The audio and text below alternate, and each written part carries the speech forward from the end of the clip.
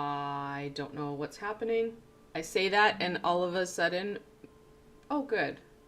The program that I use to do this so that I can have like the two cameras just decided to disconnect and reconnect. So I am really hoping this is working okay. I have no idea. So let's see if we can pull this up on YouTube, cause good times. Mercury retrograde. Okay, perfect. Working. So you've probably heard a double of me. I want to make sure it's working before I get too far into this. So happy Mercury retrograde, first Friday of this craziness. And then also we're getting into the last Friday or the last week of April. I know, right? So today I want to do a reading for the week of the April 23rd to the 29th. The reason I do such a vast jump, like it's not till a couple more days, is that you guys have the information and you have the information and time to prep. So if we know it's going to be really unstable week, you have extra time to do this. You have extra time to deal with whatever crazy happens. So that's why I do it a couple of days in advance. Gives time for people to ask questions and get ready, basically. Oh, and I should say, yesterday I did my reading on Mercury retrograde, which was a lot of fun. And I said I was going to post it, just the reading itself. Well, Mercury was in retrograde and I'm still trying to download that video as we speak. I'm hoping to have it up today. It's a work in progress. I'm hoping to do the same where I just give you guys the reading with the chapters in a separate video, because this is also live. So my friends who are joining me, after I do my reading here, I will be opening the table up to people in chat for readings. So let's get into this reading.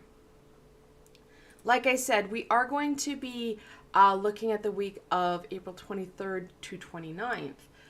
And the decks I've chosen here, and people who've been around on the channel will know this deck. This is the Everyday Witch Tarot. It does have a more of a calmer, gentle energy to it. It's not as in your face. That said, it will still give a very clear reading. It just does it in a nicer manner. Some cards can get pretty, well, direct. And I love it when decks do this, and there's very few of them that I found that I really connect with. This is the Everyday Witch Oracle. Same illustrator, same creator, just different platform. So I enjoy the combination. All right, let's get into this. What can my friends expect from the week of April 23rd to 29th?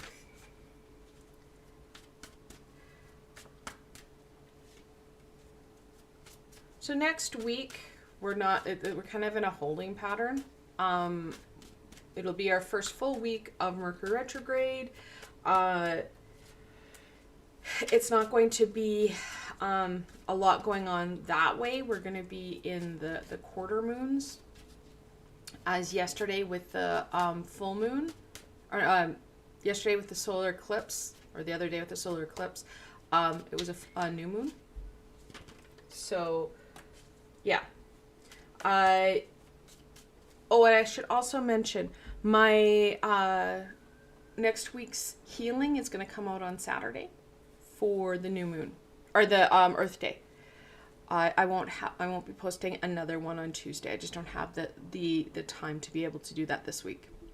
So you will still get the healing. It's just going to come out on Saturday. Ooh, the Chariot. The Empress. Two major arcanas. This is the third major arcana and the seventh. The Three of Cups.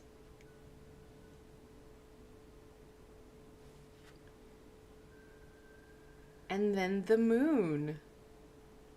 Another major arcana. So what catches me right away is that we have 3 major arcanas, we've got 3 reversals, and we have the number 3 and the 3rd card in the major arcana. Right away, that's telling me that the angels are trying to tell you that something close to your heart needs to be expressed. However, given the reversals here, you're struggling with that expression. We don't feel we have the time, the ability, the energy, you name it. Life is getting in the way. There are too many options, opportunities, things that we're trying to get done, finished. There's so much going on. We're missing the points that are of great importance to us. We need to slow things down. If we don't slow down, what's going to happen is that this is going to come over and we're going to miss everything, and we're going to have to rinse and repeat the whole scenario again. You'll find, because we don't break patterns, shift behaviors, that it happens again. We're back at the same starting point. We're at the same intersection. The Chariot is about movement. We want to move, but we want to move in accordance to what's going to support us, rather than moving for movement's sake. All right. I like my little table, but sometimes it's not enough room on my little table for my decks. All right, what will support my friends in getting the most out of this week? And starting to turn some of these cards, because there are some amazing cards. They're just in reversal. The Empress is all about growth, fertility, creativity. 3 of Cups, connection, community, celebration.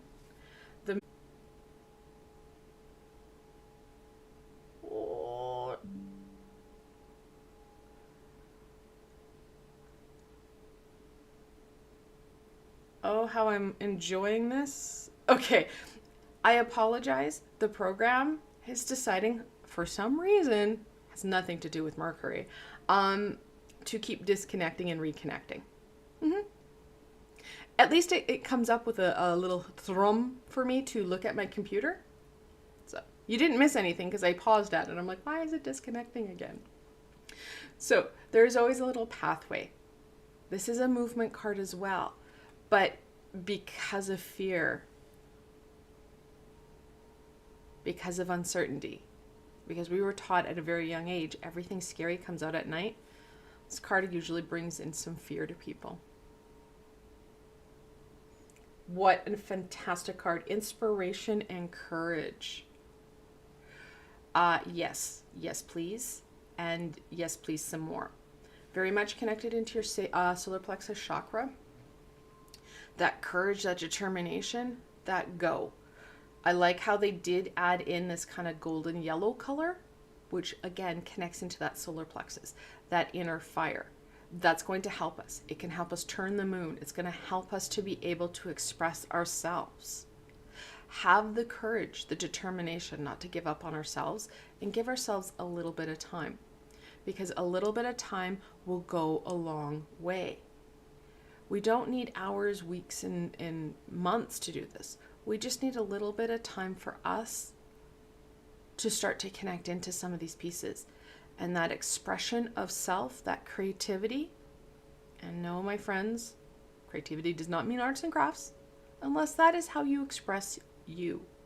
It can be, I have clients and friends who their creativity is computer programming. So they clickety-clack at the computer, or welding. Again, it's how you express you in a meaningful way. Affirmation for healing the heart. Because what we're trying to express is connected to this. We need to move past this. We're afraid to. It's very clear with the moon kind of tailoring everything up, because we're afraid of being judged. We're afraid of what it could mean. What could happen? Know that, like I said earlier, you're going to rinse and repeat if we don't face some of this, if we don't have that courage and that, well, determination, that inspiration to do it. Okay, so now I'm going to get into this a little bit deeper. Like I said before, I will be posting later today a video just of that reading, or of this reading, and it's going to have the chapters of, here's the introduction, here's the, you know, how I've been starting to format my videos. So what will support my friends in getting the most out of this week and overcoming these challenges, this heartache?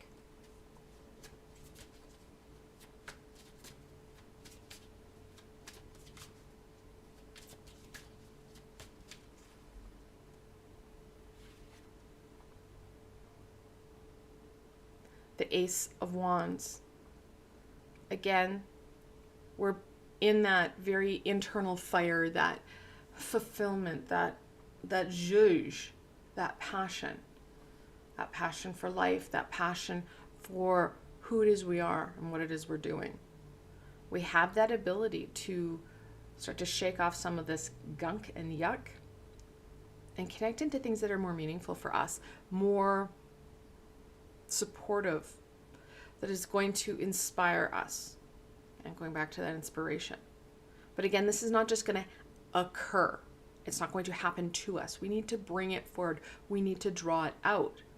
And how we're going to do that is by facing some of this healing, some of this releasing that we need to do. Taking time for ourselves to care for ourselves.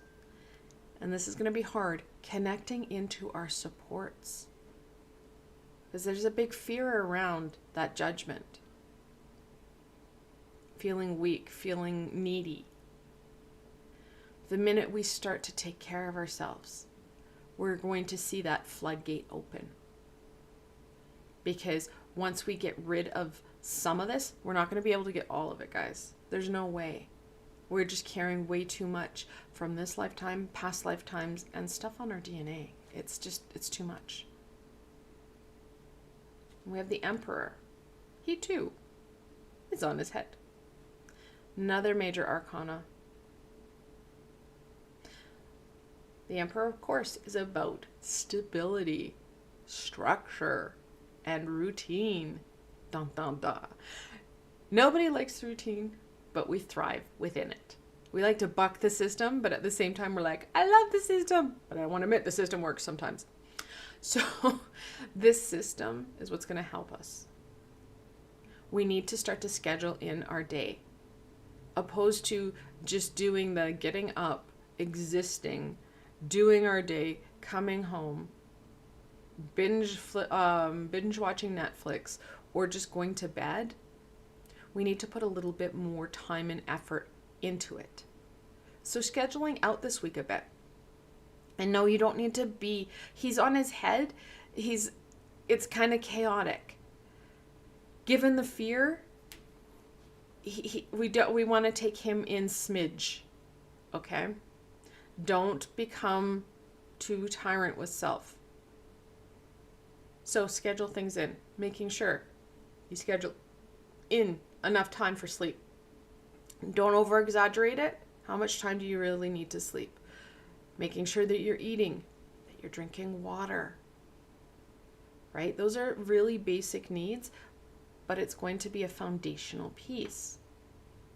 Making sure that you're getting time to do that creative piece.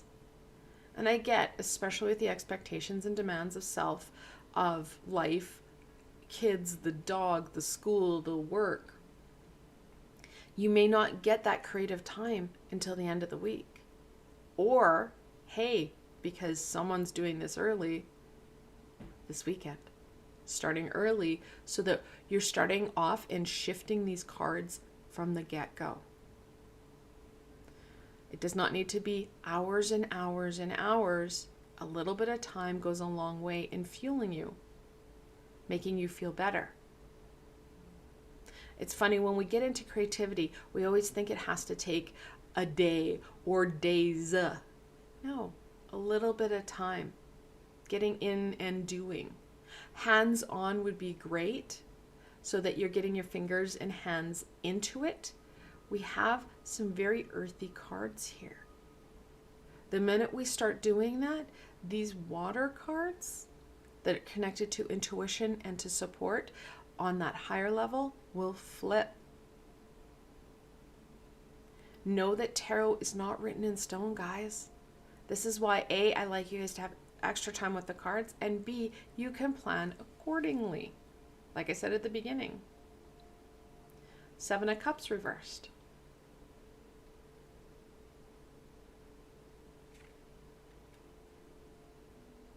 Right away, we started with the 7 in the Chariot, and we're ending with the 7 of Cups. In angel messages, the multiple 7, it tells you that there's some work to do. However, stay true to your course, do the work, because prosperity is coming. Abundance is coming. 7 of Cups, of course, we're looking at that, the 7 deadly sins. Again, a veil of uncertainty. We've got lots of it. Are we going to be very clear and have very clear determination on what's happening? No.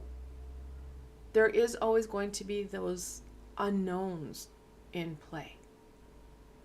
It's not about having a clear and rigid system. It's not going to help us. What we want to do is have a more presence of mind of what's happening and being okay with some uncertainty. Know that we're not looking at jumping into things and doing a leap of faith. This is a slow and steady process. We don't want to push ourselves too quick, because again, we'll be back to the start of this whole pattern again, because we're missing aspects, we're missing points. Anytime we push and rush, well, not only do we have to usually end up redoing it, but we also have, well, major problems. Hey, how's it going? I'm almost done this reading, so if you'd like a reading right after, you can let me know your question. So, making sure that we do take it slow, take it steady, and be present of mind. Like I said at the beginning, if we are pushing through and we are just surviving, where we're, I want just to get to work, to get home, to just get to this next point in my life, we're missing some of the vital information that's going to support us in not only moving forward, but feeling a million times better. So that is my weekly reading.